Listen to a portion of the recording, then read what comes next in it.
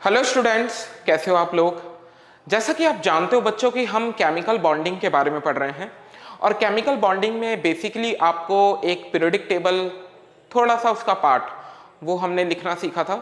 हमने electronic configuration लिखनी सीखी थी, आउटर मोस्ट इलेक्ट्रॉन बनाने सीखे थे, उसको आइडेंटिफाई करने सीखे थे और हमने एक सबसे इंपॉर्टेंट चीज़ जिसे कहते हैं लुईस डॉट स्ट्रक्चर, हमने लुईस डॉट स्ट्रक्चर को भी कंप्लीट किया था। आज हम बच्चों बॉन्डिंग से रिलेटेड कॉन्सेप्ट्स पढ़ेंगे। आज हम ये भी पढ़ेंगे कि किस तरीके से लुईस डॉट स्ट्रक्चर काम आता है बॉन्डिंग को बनाने के लिए, बॉन्डिंग को दिखाने के लिए। ठीक है, उस बॉन्डिंग में ऑक्टेट रूल अप्लाई होता है, तो ऑक्टेट रूल किस तरीके से हम अप्लाई करेंगे और डिफरेंट टाइप्स ऑफ मॉलिक्यूल्स के बीच बॉन्डिंग करा के देखेंगे, क्योंकि उसके अंदर लुईस डॉट स्ट्रक्चर बहुत ही काम आने वाला है। ठीक है, तो चलिए थोड़ा सा रिवाइज करते हैं लुईस डॉट स्ट्रक्चर। देखिए बच्चों, आपको ये बताया था कि मान लीजिए हमारे पास कोई एलिमेंट है जैसे कि नियॉन। नियॉन के पास 10 इलेक्ट्रॉन होते हैं और ये नोबल गैस में भी आया था। ठीक है, इसके आखिरी में आपने देखा था कि 2p6 आता है, तो हम यहाँ लिख सकते हैं 1s2 2s2 2p6। तो ये इसकी आउटर मोस्ट शेल हो जाती है। ठीक है, फर्स्ट के बाद सेकंड आ रही है, इसके बाद थर्ड तो नहीं है ना, तो सेकंड इसकी आउटर मोस्ट शेल हो जाएगी और इसके अंदर आउटर मोस्ट 8 इलेक्ट्रॉन्स आ जाएंगे, यानी कि सबसे बाहर इसके पास 8 इलेक्ट्रॉन्स हैं। तो अगर हम लुईस डॉट स्ट्रक्चर बनाएं तो लुईस डॉट स्ट्रक्चर बनाने के लिए हमें इसके चारों तरफ 8 डॉट बनाने पड़ेंगे। तो 1 2 3 4 5 6 7 और 8, इस तरीके से हमने 8 डॉट नियॉन के चारों तरफ बना दिए, दैट रिप्रेजेंट 8 इलेक्ट्रॉन्स। आ रहा है कि नहीं यार समझे। और आपको होमवर्क के लिए भी लुईस डॉट स्ट्रक्चर दिए थे बनाने के लिए, आई होप आपने बनाए होंगे। ओके, चलिए अब हम बॉन्डिंग की बात करते हैं। तो बॉन्डिंग से पहले हम एक रूल पढ़ेंगे बच्चों जिसे कहते हैं ऑक्टेट रूल। क्या बोलते हैं हम? Octet rule. Octet rule. तो इसकी पहले स्टेटमेंट आप लिख लो, लिखिए एन एटम और आयन भी लिख सकते हो, participate in a chemical bond formation, participate in a chemical bond formation to complete its octet, that is to have 8 electrons in outermost shell, to have 8 electrons in outermost shell. Okay, देखिए octet rule basically आपको ये बताता है कि अगर कोई atom bonding में participate कर रहा है, अगर कोई एटम बॉन्डिंग में पार्टिसिपेट कर रहा है तो इसका मतलब ये है कि वो बॉन्डिंग में आने के बाद कितने इलेक्ट्रॉन्स अपने आउटरमोस्ट शेल में रखना चाहता है, वो 8 इलेक्ट्रॉन रखना चाहता है। जैसे कि फॉर एग्जांपल ऑक्सीजन, अगर हम ऑक्सीजन की बात करें तो ऑक्सीजन के पास टोटल 8 इलेक्ट्रॉन्स होते हैं और ये हो गया 1s2 2s2 और 2p4। तो अगर इसके आउटर मोस्ट में देखा जाए, इसका लुईस डॉट स्ट्रक्चर बनाया जाए, तो हम सिंपल कह सकते हैं कि इसके आउटर मोस्ट में 6 इलेक्ट्रॉन्स प्रेजेंट है। अब ऑक्सीजन के चारों तरफ हम 6 डॉट बना देंगे, 1 2 3 4 5 6। अब आप ये बताइए, क्या ये बॉन्डिंग करेगा? क्या ये किसी और एटम के साथ बॉन्डिंग करेगा, बॉन्ड बनाएगा? हाँ सर, बॉन्ड बनाएगा। क्यों? क्योंकि इसका ऑक्टेट कंप्लीट नहीं है, इसके पास 8 इलेक्ट्रॉन नहीं है, इसके पास सिर्फ 6 इलेक्ट्रॉन्स हैं। याद रखिए, हम आउटर मोस्ट शेल में देख रहे हैं, तो आउटर मोस्ट शेल में सिर्फ इसके पास 6 इलेक्ट्रॉन्स हैं, जबकि ये करना कितने चाहता है? ये 8 इलेक्ट्रॉन करना चाहता है। तो बाकी 2 इलेक्ट्रॉन्स की जो कमी पड़ रही है उसको पूरा करने के लिए ये बॉन्डिंग में पार्टिसिपेट करेगा। आ रहा है समझ में? अच्छा, उसी तरीके से हम एक और एग्जांपल देख सकते हैं, जैसे कि हमने लिया आर्गन, इसका 18 होता है।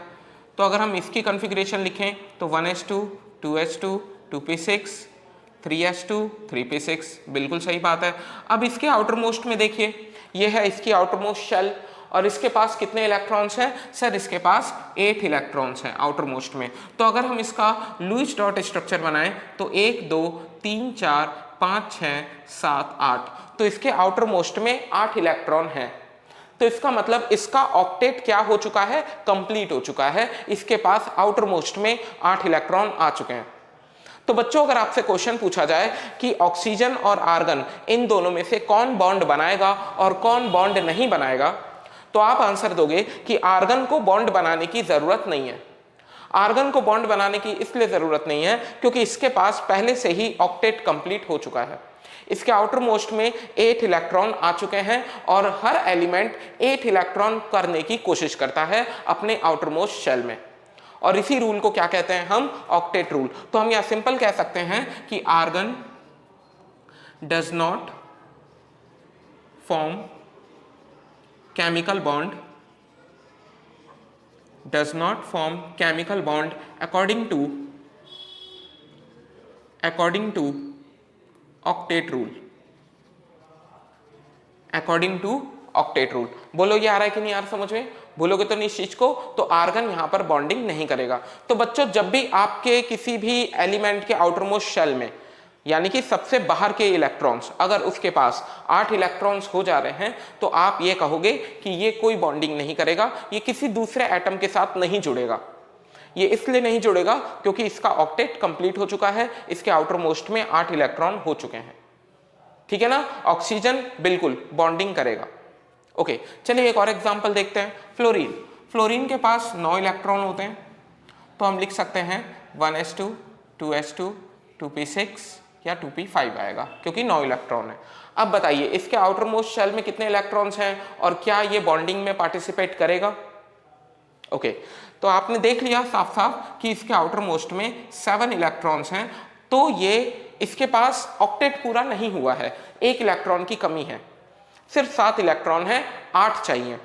तो अगेन उस 1 इलेक्ट्रॉन की कमी पूरी करने के लिए ये केमिकल बॉन्ड बनाएगा, और जब ये केमिकल बॉन्ड बना लेगा तो जाहिर सी बात है ऑक्टेट रूल फॉलो करेगा और ये अपने ऑक्टेट को कंप्लीट कर लेगा।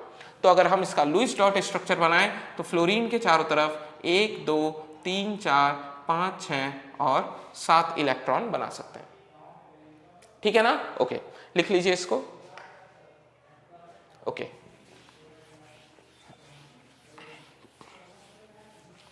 हाँ तो बच्चों अभी तक हमने ये देखा कि ऑक्टेट रूल कंप्लीट करने के लिए जो हमारा एटम है वो बॉन्ड बना सकता है। ठीक है, तो बच्चों अब हम ये देखेंगे कि आखिर बॉन्ड कितनी तरीके के बनाए जा सकते हैं, बॉन्ड कितनी तरीके के बनते हैं। तो अगर हम बात करें बेसिकली, तो आज हम दो तरह की बॉन्डिंग पढ़ेंगे। जो बॉन्ड फॉर्मेशन होता है, 2 तरह की बॉन्डिंग पढ़ेंगे। एक हम पढ़ेंगे बच्चों इलेक्ट्रोवैलेंट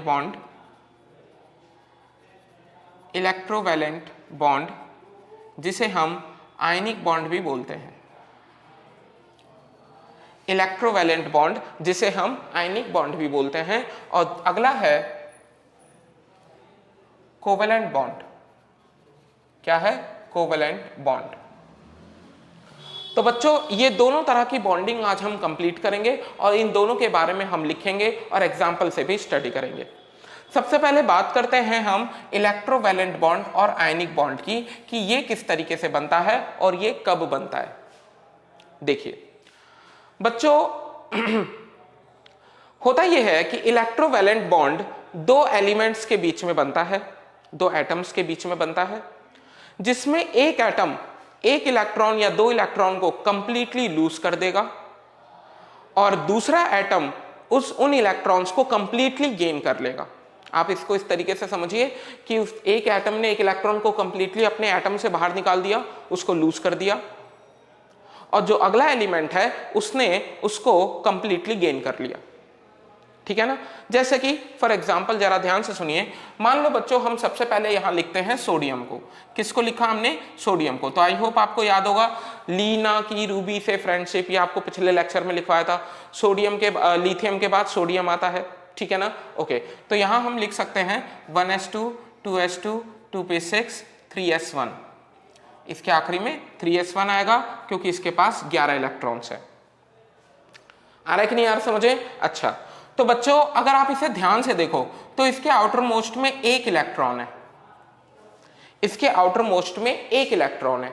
अगर ये अपना 1 इलेक्ट्रॉन रिमूव कर दे, अगर ये अपना 1 इलेक्ट्रॉन लूज कर दे, अगर ये अपना 1 इलेक्ट्रॉन अपने एटम में से निकाल दे, तो ये तो हट जाएगा, एक एटम निकाल दे, चलो एक इलेक्ट्रॉन निकाल देते हैं। तो एक इलेक्ट्रॉन निकालने का मतलब है सोडियम ने एक इलेक्ट्रॉन निकाल दिया, एक इलेक्ट्रॉन निकाल दिया और वो बन गया Na+।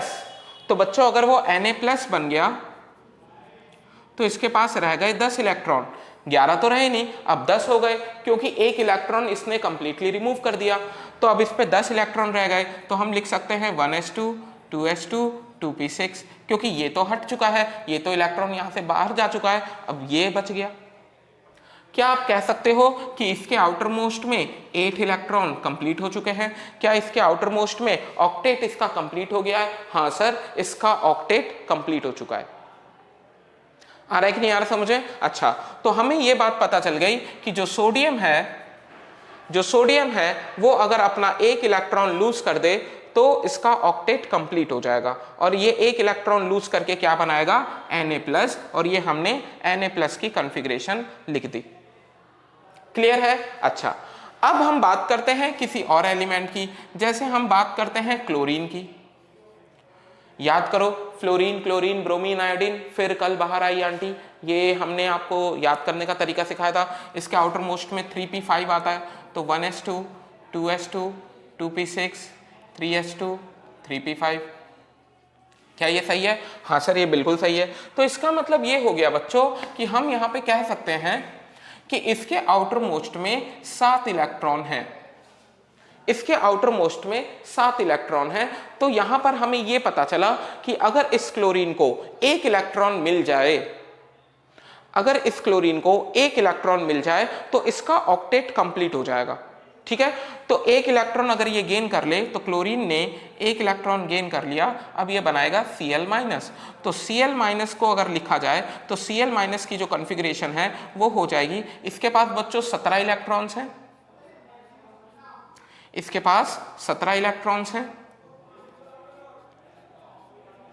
और इसके पास 18 इलेक्ट्रॉन्स हो गए। तो अब हम इसकी कॉन्फ़िगरेशन लिखें तो 1s2 2s2 2p6 3s2 3p6 लिख सकते हैं। आ रहा है कि नहीं आ रहा समझ में? अब सर इसका ऑक्टेट पूरी तरह कंप्लीट हो चुका है। तो हमें यहां पर यह पता चला बच्चों, हमें यहां पर यह पता चला कि सोडियम एक इलेक्ट्रॉन लूज करके ऑक्टेट कंप्लीट कर रहा है, और क्लोरीन एक इलेक्ट्रॉन गेन करके ऑक्टेट कंप्लीट कर रहा है। आ रहा है कि नहीं आ रहा समझे? अच्छा, तो बच्चों सोडियम एक इलेक्ट्रॉन लूज करेगा और वही इलेक्ट्रॉन कौन गेन कर लेगा? क्लोरीन गेन कर लेगा। ठीक है ना? तो हम यहां पर लिख सकते हैं कि Na+ और Cl- आपस में अटैक हो जाएंगे, आपस में अट्रैक्ट हो जाएंगे, आपस में जुड़ जाएंगे। ये आपस में क्यों जुड़ गए बच्चों? क्योंकि पॉजिटिव और नेगेटिव एक दूसरे को अट्रैक्ट करते हैं, तो इसीलिए पॉजिटिव और नेगेटिव एक दूसरे से अट्रैक्ट हो गए और यहां पर आयनिक बॉन्ड बन गया। कौन सा बॉन्ड बन गया? आयनिक बॉन्ड बन गया। आ रहा है कि नहीं आप समझे? तो हमें यहां पर बहुत अच्छे से यह पता चल गया कि इलेक्ट्रोवैलेंट बॉन्ड या आयनिक बॉन्ड तब बनता है जब कोई एलिमेंट इलेक्ट्रॉन लूज करे और उसी इलेक्ट्रॉन को कोई दूसरा एलिमेंट गेन कर ले। ऐसा वो इसलिए करेंगे ताकि उनका ऑक्टेट कंप्लीट हो जाए। आ रहा है कि नहीं आ रहा समझे? अच्छा, तो यहां सोडियम और क्लोरीन इन दोनों ने अपना ऑक्टेट कंप्लीट किया, sodium by losing a single electron, chlorine bye gaining a single electron. ये लूज करने के बाद एक पॉजिटिव आयन बन गया, कैटायन बन गया। ये गेन करने के बाद एक नेगेटिव आयन बन गया, एनायन बन गया। हम जानते हैं कि पॉजिटिव और नेगेटिव एक दूसरे से अट्रैक्ट होते हैं, तो पॉजिटिव आयन और नेगेटिव आयन एक दूसरे से अट्रैक्ट हो गए, जुड़ गए और इन्होंने एक आयनिक बॉन्ड बना लिया। आ रहा है कि नहीं यार समझे? तो बच्चों हम यहां पर इसको थोड़ा सा डिस्क्राइब कर सकते हैं। हम यहां पर लिख सकते हैं कि sodium ion and chloride ion are cation and anion which are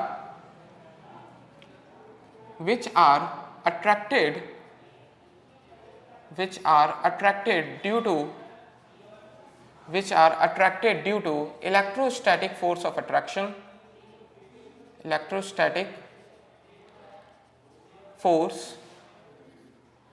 attraction, and forms ionic bond and forms ionic bond. Most of the ionic bond result in solid formation. अब देखिए इसका मतलब क्या है. देखिए हमें ये तो पता चल गया कि वाकई में यहाँ पर सोडियम और क्लोरीन के बीच आयनिक बॉन्ड बनता है, और आयनिक बॉन्ड बनता है, क्यों बनता है, क्यों लूज करते हैं और ये क्यों अट्रैक्ट होते हैं, ये भी हमने देख लिया. अब बच्चों जब ये दोनों अट्रैक्ट हुए तो क्या बना, NaCl सोडियम क्लोराइड बना. अब हम यहाँ पर ये बात कहेंगे बच्चों कि जो भी मॉलिक्यूल, ये एक मॉलिक्यूल है बच्चों, क्यों है ये मॉलिक्यूल, क्योंकि इसके अंदर 2 एटम जुड़े हुए हैं. तो जो भी मॉलिक्यूल बच्चों आयनिक बॉन्ड से जुड़ते हैं, जो भी मॉलिक्यूल आयनिक बॉन्ड से जुड़ते हैं या इलेक्ट्रोवैलेंट बॉन्ड से जुड़ते हैं, वो उनका नेचर कैसा होता है, सॉलिड होता है. वो लिक्विड नहीं होते, वो गैस नहीं होते, वो उनका नेचर सॉलिड होता है. आप घर में नमक खाते हो, नमक इज बेसिकली NaCl, उस NaCl ही है. तो वो कैसा है, लिक्विड है, गैस है या सॉलिड है. नमक एक सॉलिड कंपाउंड है. तो जो आयनिक बॉन्ड की फॉर्मेशन होती है उससे एक सॉलिड मॉलिक्यूल बनता है, सॉलिड फिजिकल स्टेट होती है उसकी. आ रहा है समझ में, लिक्विड नहीं होगी, गैस नहीं होगी, सॉलिड होगी. चलिए इलेक्ट्रोवैलेंट बॉन्ड एक और एग्जांपल देखते हैं और आप बताने की कोशिश करिएगा कि किस तरीके से ये आयनिक बॉन्ड फॉर्मेशन करेगा. ठीक है, ओके, लिख लीजिए इसको. ओके, अब बच्चों मैं आपको एक हिंट दे देता हूं अगला एग्जाम्पल कराने से पहले, ताकि आप खुद से एग्जाम्पल्स क्रिएट कर सको, खुद से एग्जाम्पल बना सको. आपको याद होगा हमने पिछले लेक्चर में एल्कलाई मेटल और एल्कलाई अर्थ मेटल इसकी लिस्ट बनाई थी, याद है आपको. जैसे कि हम यहां बना देते हैं list, lithium, sodium, potassium, rubidium, caesium, और इसके आगे था beryllium, magnesium, calcium, strontium, barium. इसे हम कहते थे बच्चों एल्कलाई मेटल और इसे हम कहते थे alkali earth metal. I hope आपको याद होगा. तो बच्चों ये जो मेटल है ये हो गया एल्कलाई मेटल, और ये जो है ये हो गया एल्कलाई अर्थ मेटल. हाँ तो बच्चों अब इन दोनों के बारे में एक खास बात क्या है. हालांकि हम आयनिक बॉन्डिंग पढ़ रहे हैं, उसमें इलेक्ट्रॉन लूज होता है और इलेक्ट्रॉन गेन करता है. बच्चों एल्कलाई मेटल और एल्कलाई अर्थ मेटल, इनकी प्रॉपर्टी होती है इलेक्ट्रॉन लूज करना. क्या होती है इनकी प्रॉपर्टी, इलेक्ट्रॉन लूज करना. ये दोनों ग्रुप यानी कि लिथियम ग्रुप और बेरिलियम ग्रुप ज्यादातर इलेक्ट्रॉन लूज करते हैं और आयनिक बॉन्ड बनाते हैं. आ रहा है समझे. तो इसके बारे में हम यहां लिख सकते हैं कि ये वाला जो ग्रुप है बच्चों, ये lose one electron to form ionic bond. ठीक है. तो बच्चों इनमें से आपको जो भी दिख जाए, लिथियम दिख जाए, सोडियम, पोटेशियम, रुबिडियम, इनमें से कोई भी दिख जाए, याद रखिए आपको क्या काम करना है, उसमें से एक इलेक्ट्रॉन को लूज करवाना है, और लूज करवा के ये क्या बनाएंगे, आयनिक बॉन्ड बनाएंगे. याद होगा आपको अभी हमने सोडियम क्लोराइड पढ़ा, NaCl पढ़ा. सोडियम ने क्या किया था, एक इलेक्ट्रॉन लूज किया था. आप देखो सोडियम है कि नहीं लिथियम फैमिली में, याद रहेगा. तो जहां भी आपको लिथियम फैमिली दिखाई दे जाए वहां से आप एक इलेक्ट्रॉन को लूज करवाओगे और एक इलेक्ट्रॉन को लूज करवा के आयनिक बॉन्ड बनाओगे. ठीक है. तो अगर हम इसकी आउटर कॉन्फ़िगरेशन लिखें तो याद होगा ये इसके आखिरी में 2s1 आता है, इसके आखिरी में 3s1, 4s1, 5s1 और ये होता है 6s1. हम जब इस तरफ जाएंगे तो 2 इलेक्ट्रॉन हो जाएंगे, 2s2, 3s2, 4s2, 5s2 और ये हो जाएगा 6s2. ओके. अब हमें इस ग्रुप के बारे में तो पता चल गया. अब बच्चों ये जो एल्कलाई अर्थ मेटल है, इनके इसके बारे में आपको ये याद रखना है कि ये 2 इलेक्ट्रॉन को लूज करता है, lose 2 electron to form ionic bond. To form ionic bond. इसका मतलब ये हो गया, ये जो बेरिलियम फैमिली है ये 2 इलेक्ट्रॉन लूज करती है और आयनिक बॉन्ड बनाती है। तो आपको कैल्शियम, मैग्नीशियम, बेरिलियम इनमें से कोई भी दिख जाए तो प्लीज आप 2 इलेक्ट्रॉन बनाइएगा, 2 इलेक्ट्रॉन लूज करिएगा। और अगर लिथियम फैमिली में से कोई दिख जाए तो हम इसमें 1 इलेक्ट्रॉन लूज करवाएंगे, ठीक है। और ये दोनों ही आयनिक बॉन्ड बनाते हैं। और बच्चों यही कारण है कि हम इसको मेटल बोलते हैं। मेटल बोलने का रीजन क्या है? Alkali metal, alkali earth metal, इन दोनों को मेटल हम क्यों बोल रहे हैं? मेटल की प्रॉपर्टी होती है इलेक्ट्रॉन को लूज करना। मेटल हमेशा इलेक्ट्रॉन, अपने फ्री इलेक्ट्रॉन्स को लूज करता है, ठीक है। बस फर्क ये है कि ये सिंगल इलेक्ट्रॉन लूज करेगा और ये आपके 2 इलेक्ट्रॉन लूज करेगा। आ रहा है कि नहीं आ रहा समझ में? अच्छा चलिए, अब हम बेसिकली बात करते हैं, जैसे कि हमें बॉन्डिंग करनी है। जैसे क्वेश्चन आ गया पेपर में, क्वेश्चन आ गया show the bonding between, show the bonding between beryllium and fluorine, beryllium and fluorine, ठीक है। Show the bonding between beryllium and fluorine, ये आपके पास एक क्वेश्चन आ गया। अब हम देखेंगे कि इसमें किस तरीके से बॉन्डिंग शो करनी है और किस तरीके से जो भी अभी तक हमने पढ़ा है वो हम अप्लाई करेंगे। ओके, बेरिलियम की बात करते हैं। तो सबसे पहले बच्चों आपका काम ये है कि जो भी आपसे बॉन्डिंग पूछी जाए उसकी आप कॉन्फ़िगरेशन जरूर लिखिए। आप कॉन्फ़िगरेशन लिखोगे तो आपको ज्यादातर क्वेश्चन का आंसर कॉन्फ़िगरेशन में ही मिल जाएगा। तो हम बेरिलियम की कॉन्फ़िगरेशन लिख सकते हैं। देखिए, हम बेरिलियम की कॉन्फ़िगरेशन बड़ी आसानी से लिख सकते हैं। बेरिलियम के आउटर मोस्ट में 2s2 आता है, तो हम वहां तक लिख देते हैं। तो बेसिकली कहा जाए तो इसके पास बच्चों 4 इलेक्ट्रॉन्स होते हैं, तो हम यहाँ लिख सकते हैं 1s2 2s2। Okay, I hope ये आपको आ रहा है समझ में, ठीक है ना। ओके, फ्लोरीन, फ्लोरीन की अगर हम बात करें तो फ्लोरीन के पास 9 इलेक्ट्रॉन्स होते हैं और इसकी कॉन्फ़िगरेशन होती है 1s2 2s2 2p5 और इसके आउटर मोस्ट में होते हैं 7 इलेक्ट्रॉन। ओके, बेरिलियम, क्या बेरिलियम हमारी किसी लिस्ट में है? हाँ सर, बेरिलियम हमारी यहाँ इस लिस्ट में यहाँ पर सबसे ऊपर है। अब बताइए बेरिलियम कितने इलेक्ट्रॉन लूज करेगा? बेरिलियम 2 इलेक्ट्रॉन लूज करेगा, बिल्कुल सही बात है। तो हम यहाँ लिख सकते हैं कि बेरिलियम जो है वो 2 इलेक्ट्रॉन लूज करेगा। बेरिलियम 2+ प्लस में 2 इलेक्ट्रॉन्स। बोलो आ रहा है कि नहीं आ रहा समझ में? हाँ सर, ये बिल्कुल ठीक है। ओके, अब अगर फ्लोरीन को देखा जाए तो फ्लोरीन के आउटर मोस्ट में 7 इलेक्ट्रॉन्स हैं, जबकि ये अपना ऑक्टेट पूरा करना चाहता है। 7 से ये 8 इलेक्ट्रॉन्स करना चाहता है। तो 7 से 8 इलेक्ट्रॉन्स करने के लिए इसको मात्र 1 इलेक्ट्रॉन की जरूरत है। फ्लोरीन को सिर्फ 1 इलेक्ट्रॉन की जरूरत है अपने ऑक्टेट को कंप्लीट करने के लिए, ठीक है। तो अगर हम यहाँ पर फ्लोरीन को लिखें तो फ्लोरीन जो है सिर्फ 1 इलेक्ट्रॉन को गेन करेगा और 1 इलेक्ट्रॉन को गेन करेगा तो ये बनाएगा F-1। क्या ये सही है? क्या ये बात आ रही है समझ में? हाँ सर, बिल्कुल ठीक है। तो आप ये बताइए बच्चों कि बेरिलियम तो 2 इलेक्ट्रॉन लूज कर रहा है, लेकिन फ्लोरीन 1 इलेक्ट्रॉन लूज कर रहा है। तो बेरिलियम कितने फ्लोरीन्स को सेटिस्फाई कर सकता है, कितने फ्लोरीन का ऑक्टेट कंप्लीट कर सकता है? बेरिलियम 2 इलेक्ट्रॉन लूज कर रहा है और फ्लोरीन 1 इलेक्ट्रॉन चाहिए। तो एक तरह से हम कह सकते हैं कि 1 बेरिलियम 2 फ्लोरीन को कंप्लीट करेगा, 2 फ्लोरीन के ऑक्टेट को कंप्लीट करेगा, ठीक है। तो हम यहां लिख सकते हैं कि 1 beryllium can complete the octet of 2 fluorine atom, ठीक है। हाँ सर, बिल्कुल सही बात है। तो बेरिलियम जो है 2 फ्लोरीन के एटम को कंप्लीट कर सकता है। चलो अच्छी बात है। अब बच्चों अगर ये 2 फ्लोरीन को सेटिस्फाई कर सकता है, 2 फ्लोरीन को कंप्लीट कर सकता है, तो हम यहाँ पर रिएक्शन में कैसे दिखाएंगे? देखिए यहाँ पर 2 इलेक्ट्रॉन्स हैं, यहाँ पर 1 इलेक्ट्रॉन है, तो आप इसकी 2 से मल्टीप्लाई कर दीजिए। तो बच्चों अगर आप इसकी 2 से मल्टीप्लाई करोगे तो यहाँ 2f हो जाएगा, यहाँ पर 2 इलेक्ट्रॉन्स हो जाएंगे, यहाँ 2f माइनस हो जाएगा। तो एक तरह से आप कह सकते हो कि ये इसने 2 इलेक्ट्रॉन लूज किए, 1 बेरिलियम ने, और 2 फ्लोरीन ने 2 इलेक्ट्रॉन गेन कर लिए।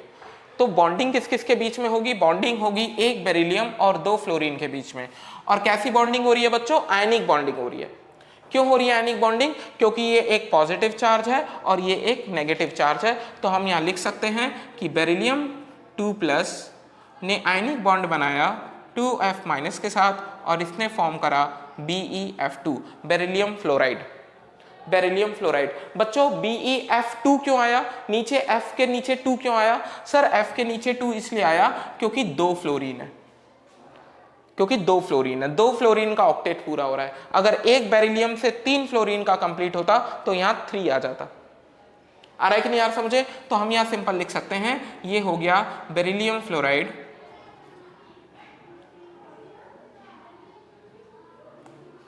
Beryllium fluoride. और ये कैसे बना है बच्चों? आयनिक बॉन्डिंग के थ्रू। कैसे बना है ये? आयनिक बॉन्डिंग के थ्रू। बेरिलियम फ्लोराइड बना है हमारा आयनिक बॉन्डिंग के थ्रू। आ रहा है कि नहीं यार समझे? तो प्लीज इसको आप याद रखना, इसको अप्लाई करना सीखना, इसको याद रखना, इसको बिल्कुल बढ़िया से कोई भी एलिमेंट आ जाए तो आपको आयनिक बॉन्डिंग इस तरीके से पेपर में एग्जाम में शो करनी है, ठीक है ना? हाँ, आयनिक बॉन्डिंग के लिए या तो आपको लिथियम फैमिली में से कोई मिल जाएगा या आपको बेरिलियम फैमिली में से कोई मिल जाएगा। एंड देन अकॉर्डिंगली आपको ये पता होना चाहिए कि लिथियम में से कोई आ जाए तो 1 इलेक्ट्रॉन रिमूव करना है और बेरिलियम में से कोई आ जाए तो 2 इलेक्ट्रॉन्स रिमूव करने हैं।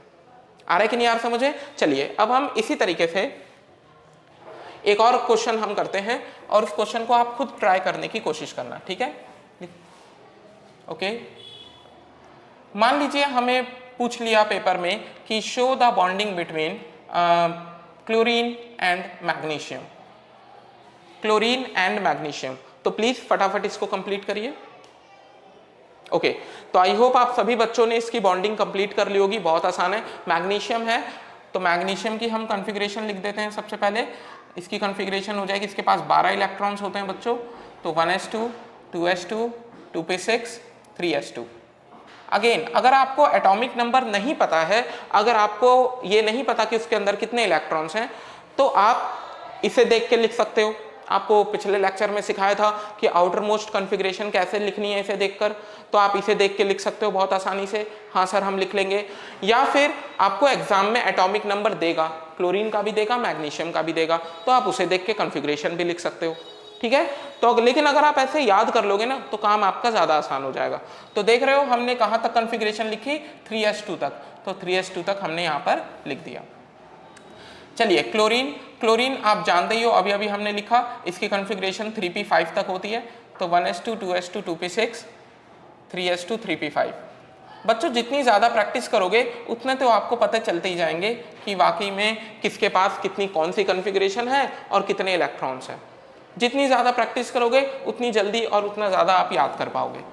तो चलिए बताइए मैग्नीशियम कितने इलेक्ट्रॉन लूज करेगा? सर मैग्नीशियम आता है बेरिलियम फैमिली में, that will lose 2 electrons. Then we can simply write here that magnesium will lose 2 electron, Mg2 plus में 2 electrons. Okay, now what about the chlorine? Chlorine has the outermost electron equals to 7 and it needs only 1 electron to complete its octet. Now the single magnesium is losing 2 electrons, it can complete the octet of 2 chlorine. यानी कि ये 2 electron lose कर रहा है तो 2 chlorine आसानी से octet पूरा कर लेंगे। एक क्लोरीन को 1 इलेक्ट्रॉन चाहिए तो 2 क्लोरीन सेटिस्फाई हो जाएंगे इससे। तो हम यहाँ पर लिख सकते हैं कि क्लोरीन प्लस 1 इलेक्ट्रॉन गेन करेगा Cl माइनस, और सिंस यहाँ पर 2 इलेक्ट्रॉन हो रहे हैं तो 2 से मल्टीप्लाई कर दिया हमने, बिल्कुल पिछली बार की तरह। और आप यहाँ पर भी देख सकते हो कि अगर ये 2 इलेक्ट्रॉन लूज कर देगा मैग्नीशियम तो इसके आउटर मोस्ट में 8 इलेक्ट्रॉन्स रह जाएंगे। इन शॉर्ट कहा जाए तो इसका ऑक्टेट कंप्लीट हो जाएगा। आ रहा है कि नहीं यार समझ में? अच्छा, तो मैग्नीशियम, एक मैग्नीशियम 2 क्लोरीन को सेटिस्फाई कर रहा है, तो हम यहाँ लिख सकते हैं Mg2 प्लस आयनिक बॉन्ड बनाएगा 2Cl माइनस के साथ और ये बनाएगा MgCl2।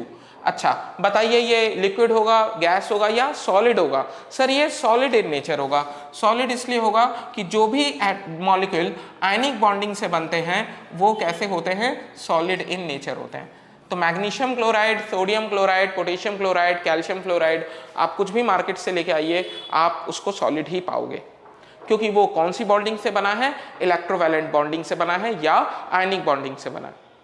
अगर कोई भी डाउट आ रहा है तो प्लीज़ इस लेक्चर को आप दोबारा देख लो, कोई दिक्कत नहीं है, लेकिन हाँ ये कंसेप्ट आपको याद होना चाहिए। ये बहुत अच्छे से आसान तरीके से आपको समझाया है, आप इसकी जितनी प्रैक्टिस करोगे उतना अच्छा रहेगा। ओके चलिए अब मैं घर के लिए आपको एक क्वेश्चन दे दे रहा हूं, आप उसकी बॉन्डिंग करना और हम सेकंड टाइप ऑफ बॉन्डिंग को थोड़ा सा पढ़ते हैं, ठीक है? लिख लीजिए इसको। ओके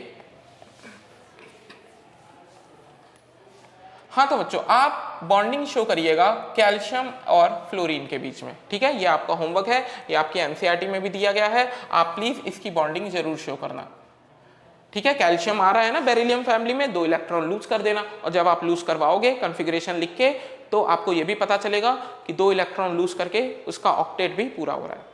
ओके चलिए अब हम बात करते हैं बच्चों कोवैलेंट बॉन्डिंग की। किसकी बात करेंगे हम? Covalent bonding.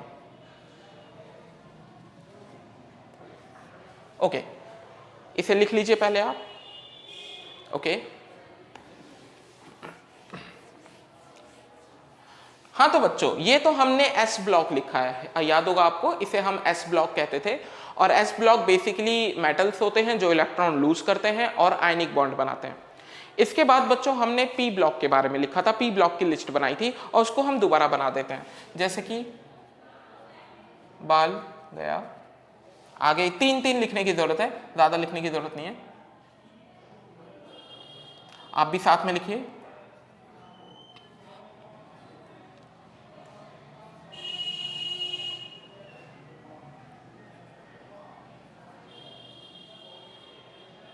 ओके तो चलिए हमने बेसिकली ये एक लिस्ट बना दी है छोटी सी, और ये हमने पी ब्लॉक लिखा है। अब बच्चों इनमें से कोई भी एलिमेंट आपको दिख जाए, इनमें से कोई भी एलिमेंट दिख जाए तो वो कौन सी बॉन्डिंग करेगा?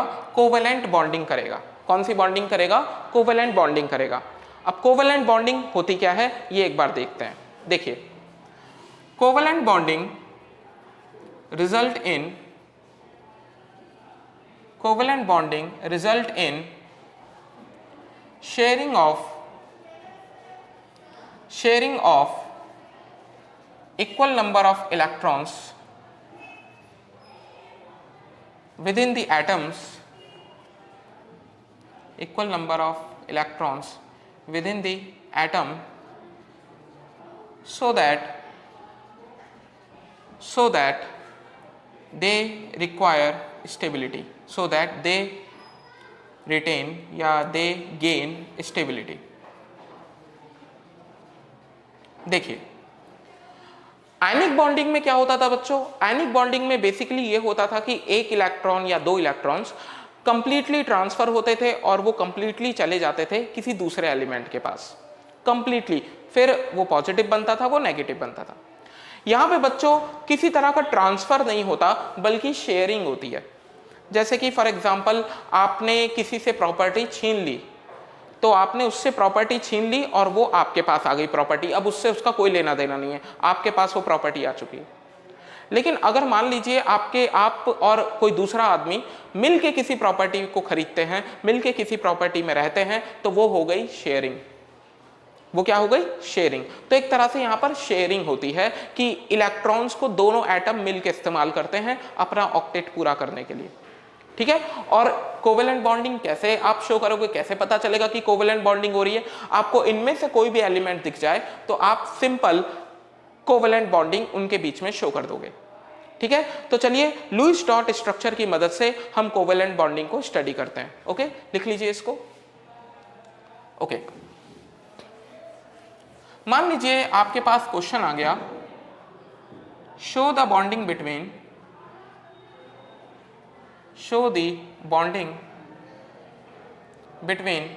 Chlorine and chlorine. देखिए बहुत अच्छा क्वेश्चन है। क्लोरीन और क्लोरीन दोनों ही क्लोरीन है। क्लोरीन और क्लोरीन के बीच में आपको बॉन्डिंग शो करनी है। तो सबसे पहले आप ये पता लगाइए कि क्या क्लोरीन हमारे यहाँ पर इस लिस्ट में प्रेजेंट है? हाँ सर, क्लोरीन हमारा फ्लोरीन के नीचे आ चुका है, ठीक है, आ चुका है क्लोरीन। क्या यहाँ पर फर्स्ट ग्रुप या सेकंड ग्रुप का कोई एलिमेंट तो नहीं है? मतलब लिथियम फैमिली या बेरिलियम फैमिली तो नहीं है? नहीं सर, दोनों ही क्लोरीन है, मतलब दोनों ही इसी लिस्ट के हैं। तो दोनों के बीच आयनिक बॉन्डिंग नहीं होगी। कैसी बॉन्डिंग होगी? कोवैलेंट बॉन्डिंग होगी, ठीक है?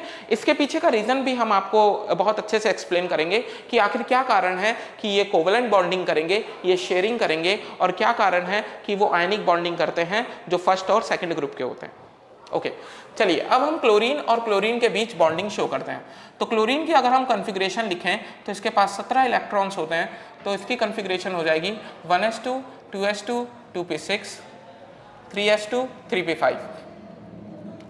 इसके आउटर मोस्ट में कितने इलेक्ट्रॉन्स हैं? 7 इलेक्ट्रॉन्स हैं। तो हम यहाँ पर बहुत अच्छे से ये जानते हैं कि इसके पास 7 इलेक्ट्रॉन्स हैं आउटर मोस्ट में, और आउटर मोस्ट इलेक्ट्रॉन ही पार्टिसिपेट करते हैं बॉन्डिंग के अंदर।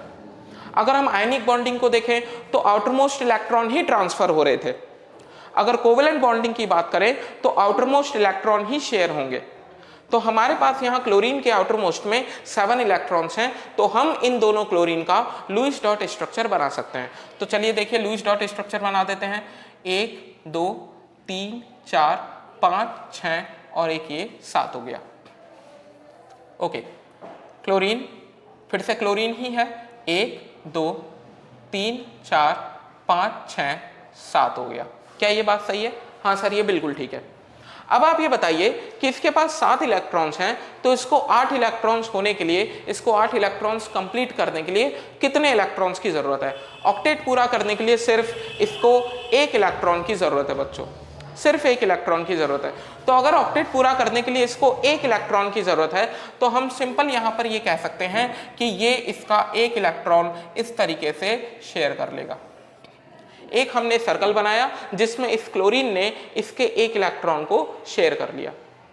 अच्छा अब बच्चों अगर इसने 1 इलेक्ट्रॉन शेयर किया है तो ये भी 1 इलेक्ट्रॉन शेयर करेगा, क्योंकि इसके पास भी 7 इलेक्ट्रॉन है, इसको भी ऑक्टेट पूरा करना है, इसको भी 8 इलेक्ट्रॉन्स लेके आने हैं, तो ये भी बड़ी आसानी से 1 इलेक्ट्रॉन को शेयर कर लेगा दूसरे क्लोरीन के। तो हम यहाँ पर लिख सकते हैं क्लोरीन, एक सिंगल बॉन्ड आ गया और एक क्लोरीन। देखो ये वो इलेक्ट्रॉन्स हैं जो शेयर हो रहे हैं, और कौन से इलेक्ट्रॉन शेयर नहीं हुए? ये ऐसे ही शेयर नहीं हुए, तो इसको हम ऐसे ही बना सकते हैं। ये 6 इलेक्ट्रॉन शेयर नहीं हुए, इसे हम कहते हैं बच्चों लोन पेयर। क्या बोलते हैं हम इसको? Lone pair. क्या बोलते हैं? Lone pair. और जो बॉन्डिंग में चले गए इसे हम कहते हैं बॉन्ड पेयर। क्या हम बोलते हैं इसको? Bond pair. लोन पेयर हम उसे कहते हैं बच्चों जो बॉन्डिंग में पार्टिसिपेट नहीं करता, यानी कि जो शेयरिंग नहीं हुई जिसकी। किसकी शेयरिंग नहीं हुई? 7 इलेक्ट्रॉन थे, एक ही शेयर हुआ, एक ही दोनों में शेयर हुआ, बाकी के 6 इलेक्ट्रॉन शेयर नहीं हुए। तो कितने लोन पेयर है इसके पास? 3 लोन पेयर हो गए। 2 इलेक्ट्रॉन का एक पेयर होता है, ठीक है, 2 इलेक्ट्रॉन्स बराबर 1 पेयर है ना। जैसे हस्बैंड वाइफ एक पेयर होता है ना, उसी तरीके से 2 इलेक्ट्रॉन्स एक पेयर हो गया। तो 2 इलेक्ट्रॉन ये एक पेयर हो गया, ये दूसरा पेयर हो गया, ये तीसरा पेयर हो गया। तो total number of lone pair क्यों हो गए? 3। और लोन पेयर उसे कहते हैं electrons which do not participate in bonding, which do not participate in bonding. यानी कि लोन पेयर वो इलेक्ट्रॉन होते हैं जो पार्टिसिपेट में, जो बॉन्डिंग में पार्टिसिपेट नहीं करते। और बॉन्ड पेयर किसे कहते हैं? बॉन्ड पेयर वो होता है जो कि कितने बॉन्ड पेयर है बच्चों? एक बॉन्ड पेयर है। देखो 2 इलेक्ट्रॉन्स का एक पेयर होता है ना, तो बॉन्ड पेयर एक हो गया। तो हम यहाँ कह सकते हैं कि बॉन्ड पेयर में participate in bonding, participate in bonding. बोलिए आया कि नहीं आया समझ में? ठीक है, भूलोगे तो नहीं इस चीज को, याद रहेगा। चलिए अब मैं आपको एक और होमवर्क दे देता हूं जिसमें आप बॉन्डिंग शो करना किस किस के बीच। 1 बोरोन एंड 3 फ्लोरीन। आपको बॉन्डिंग शो करनी है 1 बोरोन एंड 3 फ्लोरीन के बीच में। किस किस के बीच बॉन्डिंग शो करोगे? 1 बोरोन और 3 फ्लोरीन के बीच में। तो चेक करो इनमें से कोई लिथियम और बेरिलियम फैमिली का तो नहीं है? नहीं सर, बोरोन भी देखो यहीं पर है हमारी लिस्ट में, और फ्लोरीन भी हमारे पास यहीं पर है, ठीक है। तो बोरोन की अगर आप कॉन्फ़िगरेशन लिखोगे, इसके पास 5 इलेक्ट्रॉन्स होते हैं, तो 1s2 2s2 2p1। तो इसके आउटर मोस्ट में 3 इलेक्ट्रॉन्स हो गए। तो बोरोन का हम लुईस स्ट्रक्चर बना सकते हैं 1 2 और ये 3। क्या ये सही है? हाँ सर। फ्लोरीन के आउटर मोस्ट में कितने होते हैं? 7। तो 1 2 3 4 5 6 7 आप ऐसे याद कर सकते हो। इसके आउटर मोस्ट में 7 होते हैं, 6 होते हैं, 5 होते हैं, 4 होते हैं और 3 होते हैं। आपको याद होगा, ये मैंने आपको पिछले लेक्चर में भी सिखाया था कि इसके आउटर मोस्ट में 3 होते हैं। देखो 3 आ गए। फ्लोरीन के आउटर मोस्ट में 7, ऑक्सीजन के आउटर मोस्ट में 6, ऑक्सीजन भी और उसकी नीचे की सारी फैमिली, उन सबके आउटर मोस्ट में 6 इलेक्ट्रॉन्स होंगे। नाइट्रोजन फैमिली के आउटर मोस्ट में 5 होंगे। तो यहाँ 3 फ्लोरीन आप बना सकते हो। एक फ्लोरीन हमने यहाँ बना दिया, एक हम यहाँ बना सकते हैं। 1 2 3 4 5 6 7, 1 2 3 4 5 6 7 और अगेन आप देख सकते हो 7 हैं, तो ये सारे फ्लोरीन एक एक इलेक्ट्रॉन ले लेंगे। ठीक है, एक एक इलेक्ट्रॉन शेयर कर लेंगे। आ रहा होगा आपको समझ में। इस फ्लोरीन ने एक इलेक्ट्रॉन क्यों लिया? क्योंकि 7 है, 8 करना है, ऑक्टेट कंप्लीट करना है, तो एक इलेक्ट्रॉन शेयर कर लिया। इस फ्लोरीन ने एक इलेक्ट्रॉन शेयर कर लिया, इस फ्लोरीन ने एक शेयर कर लिया।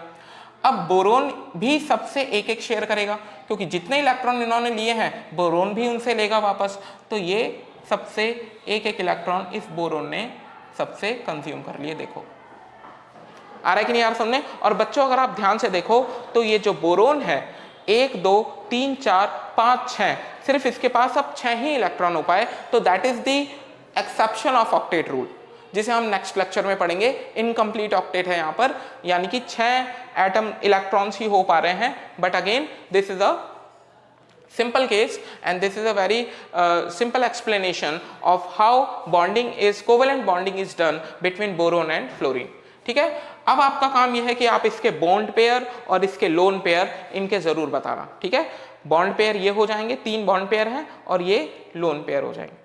ठीक है, तो प्लीज आप इसको कंप्लीट करना। अगले लेक्चर में हम और तरह के मॉलिक्यूल बनाएंगे, और तरह के स्ट्रक्चर बनाएंगे, एक्सेप्शन ऑफ ऑक्टेट रूल पढ़ेंगे और डिफरेंट टाइप्स ऑफ मॉलिक्यूल्स को स्टडी करेंगे एज एन एग्जांपल। तो चलिए अब हम मिलेंगे आपसे अगले लेक्चर में। तब तक के लिए अपना ख्याल रखिए, रिवीजन करते रहिए और कोई भी डाउट हो तो प्लीज कांटेक्ट करिए। मिलेंगे अगले लेक्चर में। Thank you.